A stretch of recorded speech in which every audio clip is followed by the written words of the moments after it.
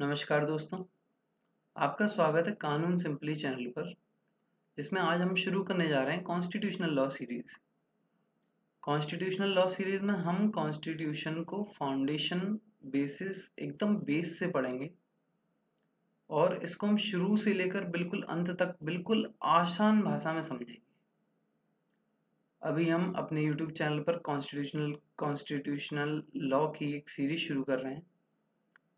इस सीरीज के कंप्लीट होने के बाद हम अपने चैनल पर क्रिमिनल लॉ की सीरीज BSA, BNS, BNSS जो हमारे न्यू क्रिमिनल लॉज अभी आए हैं, इसके अलावा हम सिविल लॉज, एडमिनिस्ट्रेटिव लॉ, इन सभी की सीरीज एक एक करके शुरू करेंगे। तो आप सभी का स्वागत है कॉन्स्टिट्यूशनल लॉ सीरीज में, जो कि विशेषकर क्लैट के सभी बच्चों के लिए लाभदायक है। LLB के बच्चे जो LLB कर रहे हैं, जिन्हें अपने सब्जेक्ट्स क्लियर नहीं है जिनके, और जुडिशरी जो भी बच्चे ADPO, DPO, जुडिशरी में इंटरेस्टेड हैं, जो करना चाहते हैं, सोर्सेज की कमी है, तो वो हमारे यूट्यूब चैनल से बिल्कुल आसान भाषा में बेसिक से लेके बिल्कुल एडवांस लेवल तक का कॉन्स्टिट्यूशन कंप्लीट कर सकते हैं। इसके अलावा सबसे अच्छी बात यह है हमारे यूट्यूब चैनल में कि हम कॉन्स्टिट्यूशनल लॉ की सीरीज इंग्लिश में नहीं बल्कि हिंदी में शुरू कर रहे हैं, क्योंकि जुडिशरी एस्पिरेंट्स के साथ ये दिक्कत आती है कि उन्हें हिंदी का कंटेंट यूट्यूब पर, गूगल पर बड़ी मुश्किल से मिलता है। आंसर राइटिंग के लिए परेशान होते हैं, केस लॉ के उन्हें लेक्चर्स नहीं मिल पाते हैं, केसेस नहीं मिल पाते हैं। तो हम कोशिश करेंगे अपने चैनल पर कि हम आपको ज़्यादा से ज़्यादा कंटेंट हिंदी में प्रोवाइड कराएं। तो आप सभी का एक बार फिर स्वागत है कानून सिंपली में। तो आज गणेश चतुर्थी है, हम सभी जानते हैं गणेश जी आ गए हैं, और गणेश जी बुद्धि विद्या के प्रदाता हैं। तो गणेश जी का ध्यान करते हुए हम अपनी इस जर्नी को, इस सीरीज को स्टार्ट करेंगे। तो एक यहाँ पर हम गणेश जी का मंत्र साथ में बोलते हैं। वक्रतुंड महाकाय सूर्यकोटि समप्रभा निर्विघ्नं कुरु मे देव सर्वकार्येषु सर्वदा। किसी भी शुभ काम को करने से पहले गणेश जी का ध्यान करना चाहिए। तो ये आप सभी लोग भी गणेश जी का ध्यान करें, और इसके साथ हम अपनी कॉन्स्टिट्यूशन की जर्नी को शुरू करते हैं। अब हम आज का जो लेक्चर है, इसमें हम देखेंगे कि हम क्या पढ़ने जा रहे हैं। सबसे पहले हम कानून में, कोई भी कानून हो, हमको सभी को पता है कि लॉ जो है, जो एक शब्द है कानून, इसमें जितने भी कानून हैं, क्रिमिनल लॉज हैं, सिविल लॉज हैं, इन सब का पिता के रूप में कॉन्स्टिट्यूशन को माना जाता है, यानी कि supreme law of India. Constitution हमारा बहुत बड़ा है, सभी को पता है, तो इसको हम सुप्रीम लॉ मानते हैं, सुप्रीम लॉ ऑफ इंडिया मानते हैं, क्योंकि सभी कानून कहीं ना कहीं किसी ना किसी रूप से इसी से निकले हैं, और ये हमारे नागरिकों को बिल्कुल बेसिक जो चीज़ें हैं, मौलिक अधिकार, जैसे कि बोलने का अधिकार है, जीने का अधिकार है ना, समता का अधिकार है, समानता है, हम सभी लोग समान रूप से रहें, कोई में डिस्क्रिमिनेशन नहीं हो, इन सबको एश्योर करता है वो हमारा संविधान है। तो संविधान को हम एक एक करके, एक एक पार्ट को बड़ी आसानी से, बड़ी आसान भाषा में डिस्कस करेंगे। उससे पहले आज हम सबसे पहले ये समझ लेते हैं कि हम पूरी सीरीज में पढ़ेंगे क्या, क्योंकि ये समझना आपको बहुत ज़रूरी है कहीं ना कहीं कि आप इस सीरीज में आप क्या पढ़ने जा रहे हैं, आप शुरू से एंड तक आपको मिलेगा क्या। जब इंसान को ये पता होता है कि उसको मिलेगा क्या, तो उसका और अच्छे से मन लगता है। तो हम सबसे पहले देखेंगे, गणेश जी को प्रणाम करते हैं और आगे बढ़ते हैं। तो सबसे पहले हम कॉन्स्टिट्यूशन में देखेंगे उसका परिचय, यानी कि इंट्रोडक्शन। अब इंट्रोडक्शन में हम देखेंगे, इंट्रोडक्शन में हम इसका संविधान का इंट्रोडक्शन देखेंगे। इसमें हम संविधान की परिभाषा, उसका महत्व, कि वैल्यू क्या है, उसकी ज़रूरत क्यों पड़ी संविधान की, हमारे देश में इतने सारे कानून थे, ज़रूरत पड़ी क्यों संविधान की। तो ये सभी कानून सभी को पता है हमको कि विदेश से लिए गए हैं। तो संविधान 1947 में क्या आवश्यकता पड़ी कि हमें अपने देश का एक संविधान बनाना पड़ा। अब संविधान का इतिहास जो है, तो 1600 के चार्टर से 1600 ईस्वी की चार्टर से लेकर 1947 में जब संविधान हमारा बना है, और जब लागू हुआ है 1950 में, तो तब तक का हम पूरा इतिहास पढ़ेंगे। इसके अलावा संविधान किन लोगों ने बनाया, उनका क्या रोल था, कौन कौन सी कमेटीज थी, क्योंकि किसी एक व्यक्ति द्वारा संविधान तो नहीं बनाया गया, कई सारे लोग लगे होंगे इसमें, तो वो कौन कौन लोग थे, कौन कौन सी कमेटीज थी, क्या क्या किस तरह की चीज़ें थी, ये सब पढ़ेंगे हम। कितना समय लगा था। इसके अलावा हमारे संविधान की जो विशेषताएं, हमारा जैसे कि मैंने अभी बताया आपको, लॉन्गेस्ट कॉन्स्टिट्यूशन है पूरे वर्ल्ड में, सबसे बड़ा है, फेडरल है या यूनिटरी है या दोनों हैं, ये सब हम डिस्कस करेंगे।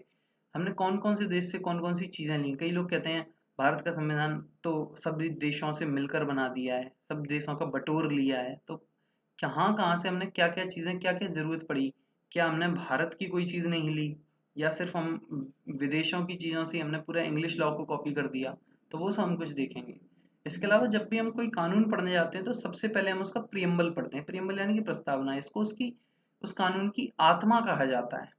आत्मा क्यों कहा जाता है, क्योंकि उस कानून के अंदर क्या क्या बातें हैं, उसका पूरा जो सार है, वो सार पूरा हम प्रियम्बल में हमें देखने को मिलता है।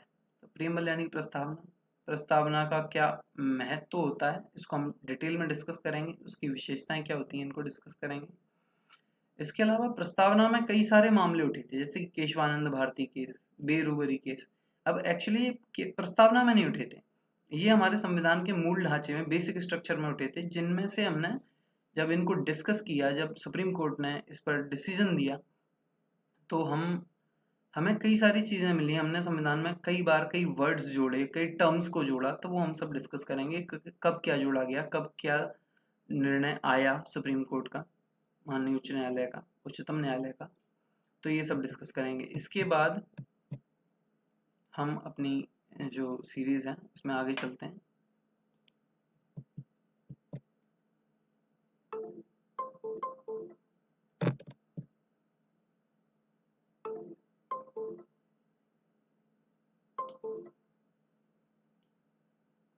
इसके बाद हम अपने मूल ढांचा, वो जो हमारा मूल ढांचा कंप्लीट होने के बाद, बेसिक स्ट्रक्चर जो है हमारा, प्रियम्बल कंप्लीट हो जाएगी। प्रियम्बल कंप्लीट होने के बाद हम फंडामेंटल राइट्स को डिस्कस करेंगे। उसके बीच में जो कोई भी चीज़ें आती हैं, नागरिकता आती है, हमारे देश का राज्य क्षेत्र, क्षेत्रफल, ये सब जो भी कुछ आता है, आर्टिकल 1 से लेकर 395 तक हम बड़ी डिटेल से आसान भाषा में, बिल्कुल उसको आप लोगों को बहुत अच्छे समझ में आए हिंदी में, बिल्कुल आसान भाषा में डिस्कस करेंगे। इसके बाद हम फंडामेंटल राइट डिस्कस करेंगे। समानता का अधिकार है हमारा, स्वतंत्रता का अधिकार है हमारा, आर्टिकल 19 से 22 तक है। शोषण के विरुद्ध अधिकार है हमारा, धर्म की स्वतंत्रता है, धार्मिक स्वतंत्रता जो हमें सभी धर्मों के लोगों को दी गई है, शोषण के विरुद्ध है कि व्यक्तियों को शोषण ना हो, इसके लिए भी संविधान में प्रावधान है। इसके अलावा सांस्कृतिक और शैक्षणिक अधिकार जो हैं हमारे, संवैधानिक जो उपचार हमें नागरिकों को, हमको जो मिले हैं संविधान द्वारा, इसको हमारा हर्ट कहा गया है संविधान का। इसके अलावा मौलिक अधिकारों पर जो भी प्रतिबंध लगे हैं, जो भी निलंबन हुए हैं, वो सब हम पढ़ेंगे।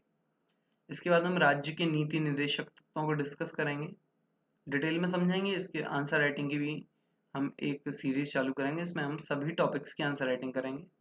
डीपीएसपी ये बेसिकली राज्य के लिए होते हैं, राज्य को फॉलो करना होता है, राज्य पर आरोपित होते हैं, नागरिकों पर आरोपित नहीं होते, राज्य पर आरोपित होते हैं। तो इसमें जो कई सारी विचारधाराएं, जैसे कि समाजवादी है, गांधीवादी है, उदारवादी है, तो ये क्या विचारधाराएं थी, न्यायालय में इनका क्या व्याख्या हुई, क्या महत्व था, ये सब डिस्कस करेंगे हम।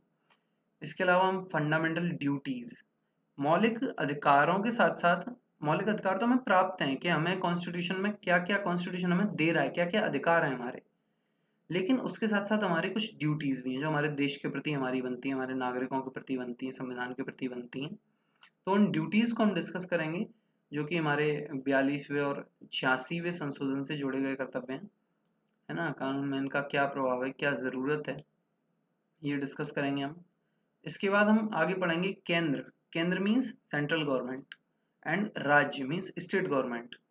केंद्र में और राज्य की क्या ज़रूरत है, कौन कौन होता है, क्या स्ट्रक्चर होता है इसका, राष्ट्रपति होता है केंद्र में, उपराष्ट्रपति होता है, प्रधानमंत्री होता है, मंत्रिपरिषद होती है, सांसदों से मिलकर बनती है, जो कि संसद होती है, संसद में लोकसभा, राज्यसभा, विधायी प्रक्रिया क्या होती है, उनको चुनाव कैसे होता है, वहाँ पर वो लोग सब लोग कैसे पहुंचते हैं, क्या काम करते हैं, एक एक चीज़ को हम बड़ी गहराई से डिस्कस करेंगे। इसके बाद स्टेट में राज्यपाल होते हैं, राज्यपाल का चुनाव कैसे होता है, उनको कैसे हटाया जा सकता है, क्या क्या चीज़ें होती हैं, उनकी क्या क्या शक्तियाँ होती हैं।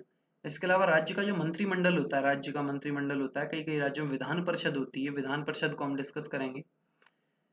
इसके बाद हम चलेंगे न्यायपालिका की ओर, जो कि हमारे लिए तो बहुत फोकस करने वाली चीज़ है न्यायपालिका, क्योंकि हम उसी की तैयारी कर रहे हैं। तो न्यायपालिका को हम बहुत अच्छे से पढ़ेंगे। सुप्रीम कोर्ट की क्या ज़रूरत है, क्या संरचना है, कैसे बनी है सुप्रीम कोर्ट, उसके क्या क्या अधिकार हैं, क्या कर सकती है, क्या पावर्स हैं उसकी। हाई कोर्ट के नीचे जो उसके अधीनस्थ न्यायालय हैं उन सभी को, पीआईएल क्या होता है, जुडिशियल रिव्यू क्या होते हैं, ये सभी पर हम बात करेंगे। इसके बाद हम संघीय संरचना और उसके संबंध, जैसे कि राज्य और केंद्र में क्या संबंध है, ये एक बहुत ही इंपॉर्टेंट टॉपिक है।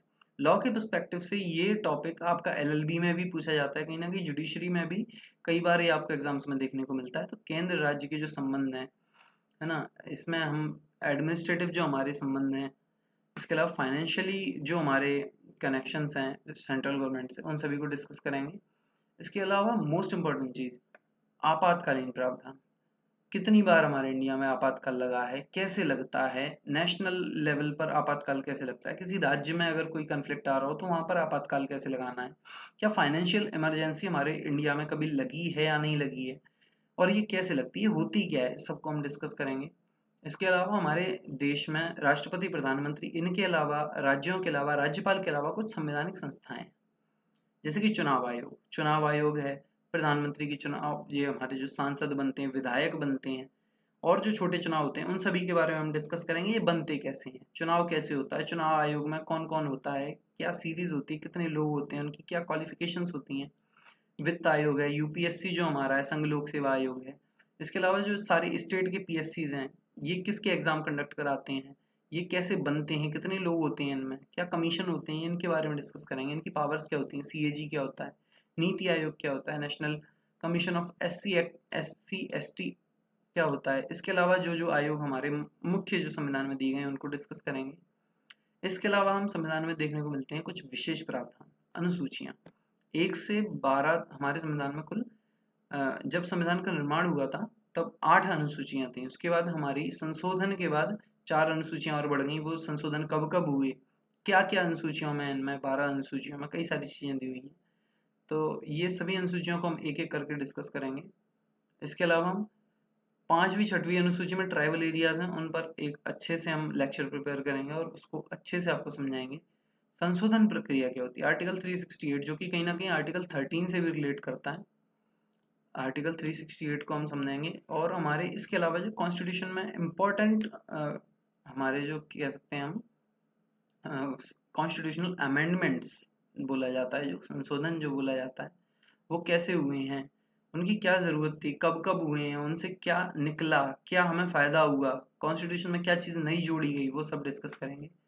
इसके बाद हम महत्वपूर्ण जो हमारे केसेस हैं, जैसे कि बहुत फेमस है केशवानंद भारती केस, ये हमारे बेसिक स्ट्रक्चर से रिलेटेड है। तो केशवानंद भारती केस को हम समझाएंगे, इस पर हम पूरा शुरू से लेकर एंड तक बात करेंगे। मेनका गांधी केस है, आर्टिकल 21 को से रिलेटेड है। एसआर बोमई केस है, फेडरलिज्म से रिलेटेड है। इंदिरा साहनी केस है, रिजर्वेशन आरक्षण से रिलेटेड है।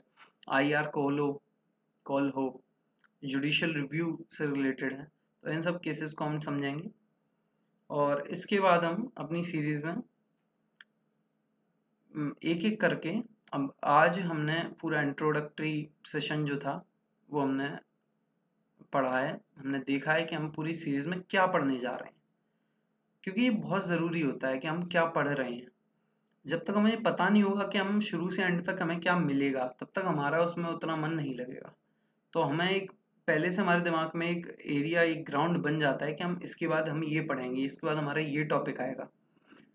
तो इन सभी चीज़ों को हम डिस्कस करेंगे अपनी सीरीज़ में।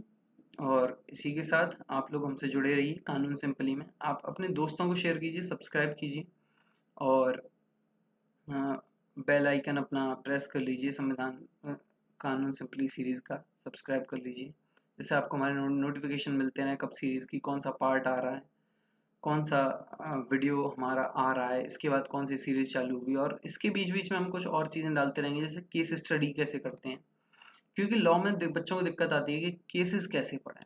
तो अगली वीडियो शायद हम केस स्टडी के ऊपर भी डालें, एक एक्स्ट्रा सीरीज में हम ऐड ऑन करें। ये सीरीज आपकी कुछ कुछ दिनों में वीडियो आते रहेंगे और कंटिन्यू चलती रहेगी। तो इसी के साथ जुड़े रहिए कानून सिंपली में। Thank you friends.